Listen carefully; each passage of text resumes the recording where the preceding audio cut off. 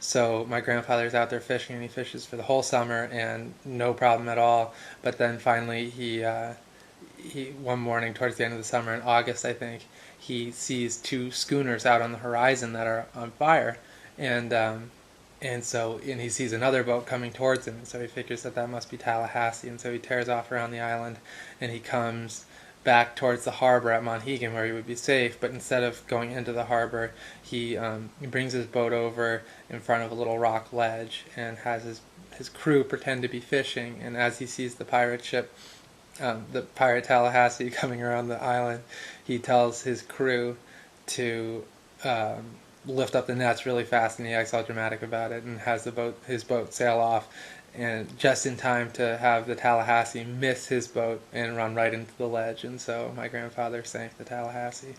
Um, and then the next thing that happens is there was a really funny story about Captain Ingalls that I found from 1880. Captain Ingalls in the Sea Serpent, I think is the title. It was a New York Times article, and it's about a sea serpent that was spotted off the coast of Maine, right near Monhegan.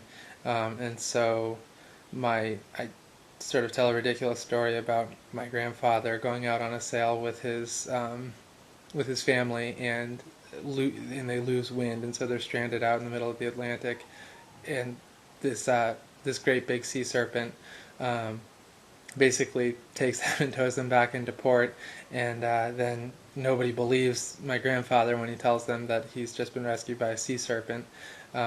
And so the grandfather goes out in search of the sea serpent, and after days and days of looking, he finds the sea serpent, which is the part that's actually real in the article with the sea serpent, is that they found what looked like a schooner laying with its keel up. And so anyway, that's what happened. So my grandfather finds the sea serpent, but it's too late, it's already dead.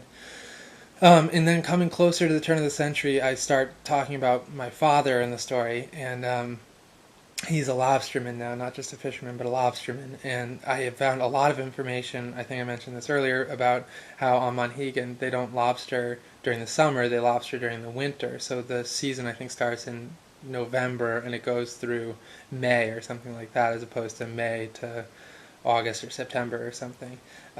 So obviously it's freezing cold, and the reason that they do it is because the lobsters they migrate off the coast where the water is shallow and where it gets really cold during the winter to the deeper water where the heat is retained, right out on the coast of Monhegan. And so I found a few articles actually about lobstering year round, or not year round, but in the winter on Monhegan, and so that I use those articles with my father, who's grown up kind of jaded because his father, the narrator's grandfather in the story, is sort of the big boss, honcho guy out on Monhegan, and so he grows up just thinking he's the man, and so he is kind of a jerk, and he takes out a lot of his aggression on anybody who's not a local, and so these people from the mainland start coming out to Monhegan during the winter to try and supplement their incomes or whatever, because they can't make enough just lobstering in the summer.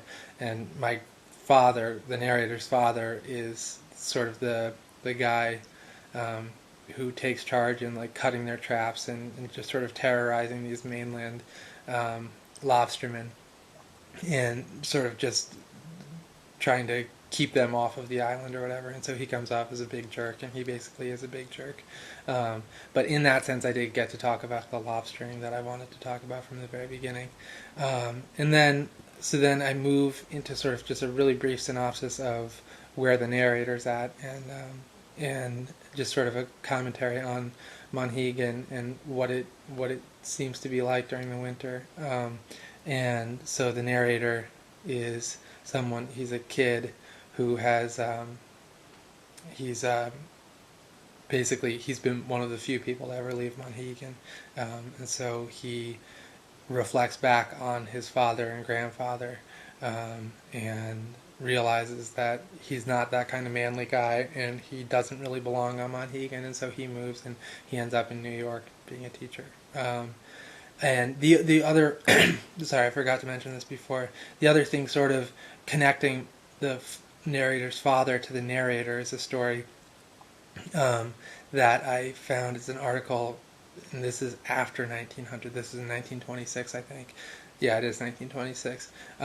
The narrator is is the same age as N.C. Wyeth's son, who's Andrew Wyeth, who's also a really famous artist who visited Monhegan all the time with his family and stuff.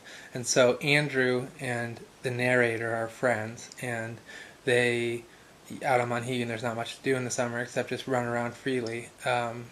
And so they are running around one day with a few other kids, a girl named Jacqueline and a boy named Edward, and these are two people who I actually read about in an article from the New York Times. So anyway, Jacqueline, Edward, the narrator, Andrew Wyeth, and a few other locals have gone out and they're playing on the rocks on the eastern shore of Monhegan, which is exposed to the Atlantic, and there's really, really dangerous surf out there. And I know that my parents used to warn me about going too close to the water's edge and stuff like that. And so they're playing on the rocks and they get really hot and they want to go for a swim, and there's all these tidal pools, and that's great. The tidal pools are pretty safe, but if the waves are too big, then they're going to come over the rocks between the tidal pools in the open ocean, and then kids can get into trouble. Anyway, I read this article about Jacqueline and Edward, and their two kids. Jacqueline, I think, was 9, and Edward was like 15. Maybe Jacqueline was 11.